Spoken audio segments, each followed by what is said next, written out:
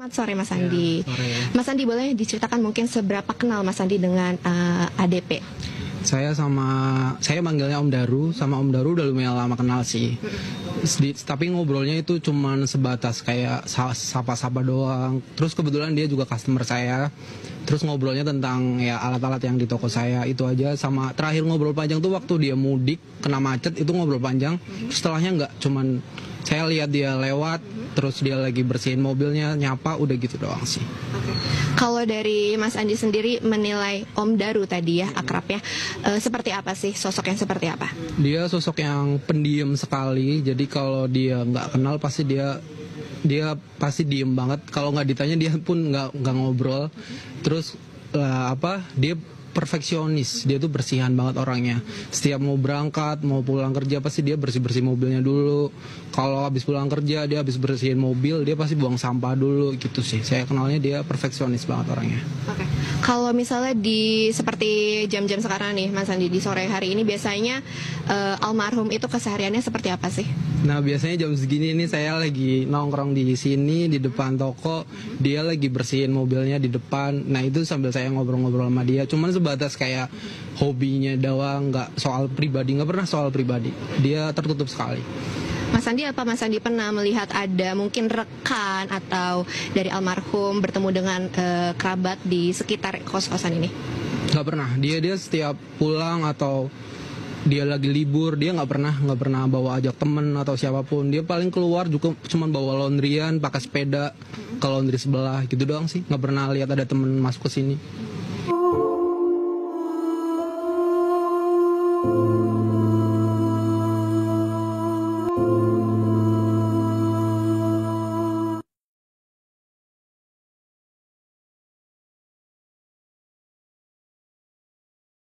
Bagaimana? Ya, beliau sosok yang sangat pendiam. Jadi saya lumayan lama kenal sama dia, sekitar hampir ada.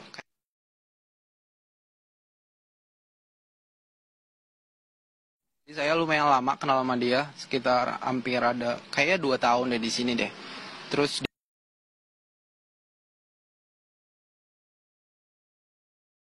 dia sosoknya perfeksionis, bersihan banget orangnya, dan dia nggak banyak ngomong, dia pendiam orangnya. Dia banyak ngomong. Memang biasanya yang digunakan para penghuni indekos ini adalah pintu sisi kanan yang terlihat ini sistem ada aksesnya begitu, atau dari sisi kiri ini juga bisa masuk begitu penghuni kos? Iya, biasanya di sini tuh penghuni kos selalu pakai akses di sini, dan di sini khusus buat kamar-kamar yang di sini aja. Dan di sini sebelah kanannya itu ada penghuni lain, dan masuknya itu ada pintu lain juga sama. Oke. Dan kebetulan saya yang tahu pakai akses ini doang ya, yang di situ nggak kelihatan. Oke, berarti cukup jarang untuk menggunakan sisi yang pintu kos sebelah kiri begitu ya? Oke, cukup jarang untuk menggunakan sisi yang pintu kos sebelah kiri begitu ya? Oke, Mas.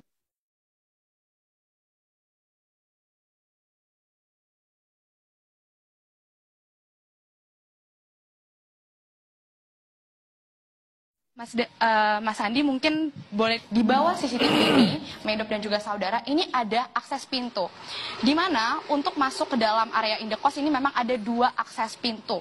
Nah, di pintu yang di sisi kanan bangunan ini hanya ada gembok yang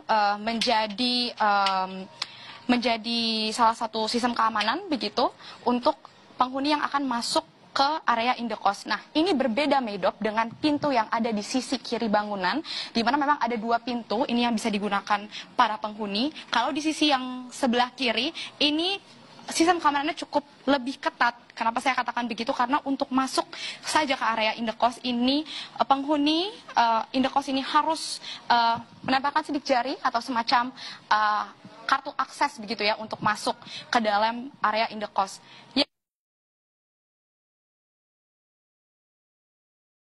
Kelihatan perfeksionisnya dari soal parkiran. Dia parkiran khusus punya dia, nggak boleh diparkirin sama siapapun. Kayak device-nya dia harus tetap bersih terus, dan dia kayak ya emang perfeksionisnya kelihatan banget dan bersihan banget orangnya. Oke, berarti terlihat dari bagaimana ketika ia selalu membersihkan mobilnya, Iya. itu sangat diperhatikan begitu sisi perfeksionisnya. Setiap hari. Baik, terima kasih banyak sekali lagi informasi yang bisa diberikan Mas Andi. Iya. Itu dia tadi Medop dan juga saudara, ini sedikit bagaimana gambaran sosok almarhum begitu dari pria yang mengenal, di mana salah satu penjaga toko yang berjualan di area Indekos ini memang tadi dikatakan almarhum ini adalah sosok yang cukup pendiam, tapi memang terkenal cukup perfeksionis. Terlihat dari bagaimana keseharian dia selalu membersihkan mobil miliknya, ini yang selalu diparkir di sebelah sisi kiri saya. Dan tadi memang digambarkan ini terlihat rata-rata biasanya para penghuni Indekos ini selalu masuk dari sisi yang aksesnya ini cukup ketat begitu, tapi tidak menutup kemungkinan bagaimana bisa juga digunakan pintu masuk sisi kanan, karena saya beberapa kali selama memantau di area ini beberapa kali melihat ada orang yang keluar masuk dari sisi pintu yang sebelah sisi kanan bangunan. Demikian Medop, kita akan tunggu bagaimana hasil penyelidikan dari polisi untuk melihat pengungkapan dari kematian diplomat muda Arya Daru. Medop. Jurnalis Kompas TV, Zevanya Situmeang dan juga juru kamera Andika Pratama melaporkan langsung dari Menteng, Jakarta Pusat.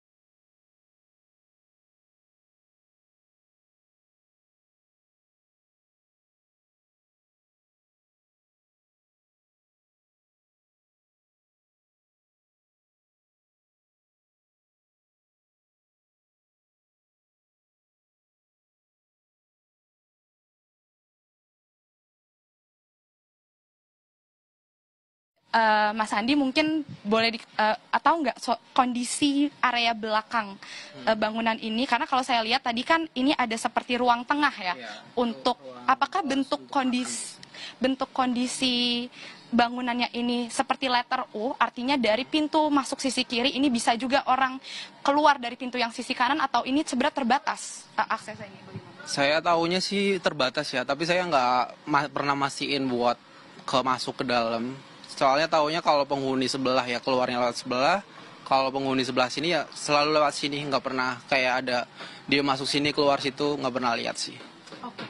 Mas Andi tadi kan sering melihat katanya Mas Daru ini suka membersihkan mobil, dikatakan tadi juga cukup perfeksionis. Kesehariannya kalau Mas Andi memantau ini, kalau di area Indekos atau mungkin sedang berbincang, ini bisa digambarkan nggak sih kesehariannya seperti apa? Kalau tadi mungkin pernah melihat sisi perfeksionisnya seperti apa? Iya, jadi kebetulan dia juga customer saya juga, dia nge-vape juga. Jadi saya banyak ngobrol sama dianya pas dia beli peralatan vape ke saya. Jadi saya ngobrol lumayan panjang sih. Kelihatan perfeksionisnya dari soal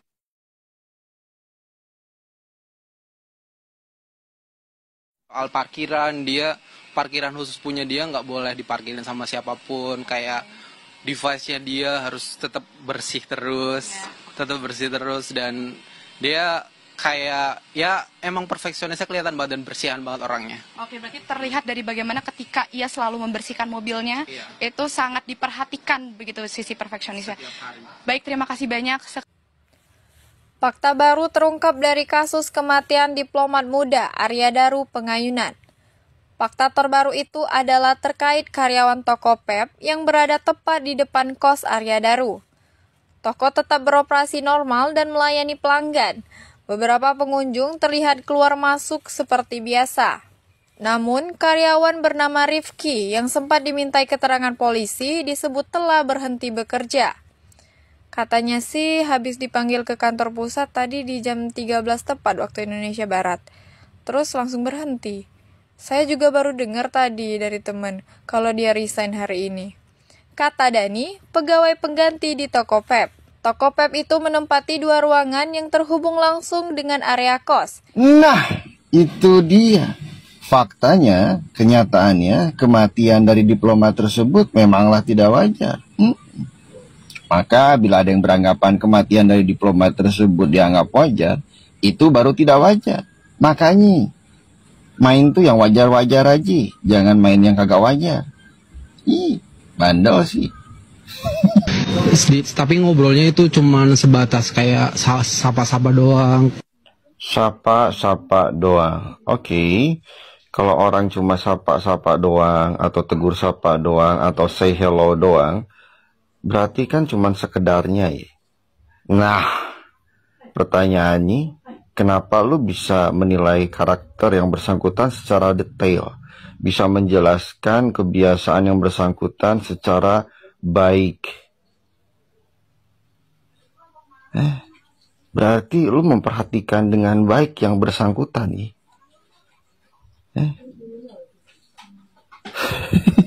Lagian gue agak sedikit bingung dengan gestur yang lu tampilin di saat lu diwawancara. Lu selalu menggaruk-garuk area leher dekat telinga. Secara psikologis itu menandakan adanya keraguan terkait apa yang lu sampaikan. Ya. Dan lu pun selalu menggaruk-garuk area telinga. Secara psikologis itu pun menandakan adanya ketidaknyamanan. Dan lu pun merasa tersudutkan dengan pertanyaan yang dilontarkan.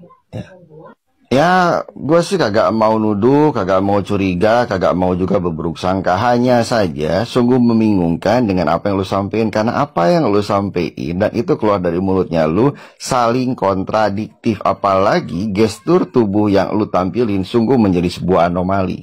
Ya.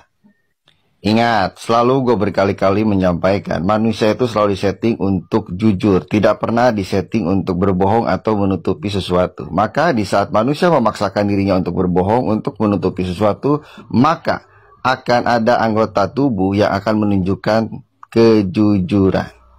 Alright? Alright. Kamarnya dia gue nggak tahu. Gue nggak tahu kamarnya dia. Sering ngobrol, sering sharing. Sudah kenal selama 2 tahun. Kagak tahu kamarnya dia. Hah? Hah? Lagian kagak ada yang nanya juga sama lu. Tahu kamarnya dia apa kagak? Kenapa lu inisiatif bilang lu kagak tahu kamarnya dia? Lu sendiri loh yang ngebacot, suka ngobrol banyak hal sama dia, suka sharing banyak hal sama dia. Itu lu sendiri loh yang ngebacot ya. Lu sendiri yang ngebacot, seolah-olah lu mengenal karakter dan kebiasaan dia secara detail dan spesifik. Lu sendiri yang ngebacot ya. Lu sendiri yang ngebacot, sudah mengenal dia kurang lebih 2 tahun. Lu sendiri yang ngebacot. Masih iye suka ngobrol banyak hal, sharing banyak hal ya. Mengenal karakter secara detail dan spesifik, kenalnya pun sudah selama 2 tahun. Masih iye lu kagak tahu kamar dia di mana? Please deh Lu gawe di situ, ngejedok di situ selama 2 tahun. Masih iye lu kagak tahu kamar dia di mana? Kagak make sense aja. Karakter kebiasaan dia aja lu tahu dengan detail dan spesifik. Kagak mungkin lu kagak tahu kamar dia di mana. Kalau bohong jangan kebangetan api, biar gak kelihatan bego gitu. Bohong. Kamu tukang bohong. Dia sangat pendiam, tertutup sekali, dia jarang sekali nyapa ngobrol sama. Pendiam, tertutup, jarang berinteraksi, jarang menyapa, jarang berbicara. That's the point. Alright, alright. Ulala. Apa yang disampaikan terbantahkan dan terpatahkan oleh apa yang dikatakan. Dan itu dilakukan secara mandiri oleh diri sendiri. Alright, alright. Ulala. Ini sih saran aja. Mudah-mudahan saran ini bisa dipertimbangkan dan bisa dilakukan secermat dan sebaik mungkin. Lakukan wawancara sesering mungkin. Lakukan wawancara seintensif mungkin. Karena semakin banyak wawancara, maka akan semakin banyak yang disampaikan. Semakin banyak yang disampaikan, maka akan semakin banyak blunder yang dilakukan terkait apa yang disampaikan. Dan itu sudah terbukti terhadap pegawai vape store tersebut. Maka lakukan pula hal yang sama terhadap penjaga kosan maupun para tetangga dari kamar kos yang bersangkutan. Ingat, berbohong itu membutuhkan effort yang sangat luar biasa. Karena di saat seseorang berbohong, maka membutuhkan daya ingat yang kuat agar kebohongannya tidak terbongkar. Karena di saat seseorang berbohong, maka akan menutupi kebohongannya dengan kebohongan-kebohongan yang lain. Ingatlah, gue selalu menyampaikan berkali-kali, manusia itu selalu disetting untuk jujur, tidak pernah disetting untuk berbohong. Maka di saat manusia memaksakan dirinya untuk berbohong, akan ada anggota tubuhnya untuk menunjukkan kejujuran. Bahkan, bila manusia memaksakan dirinya untuk tetap berbohong, alam bawah sadarnya dia akan memberikan impulsif kepada otak untuk menyampaikan kejujuran. Entah itu melalui keceplosan, keselip lidah, dan lain sebagainya. Alright. Ulala.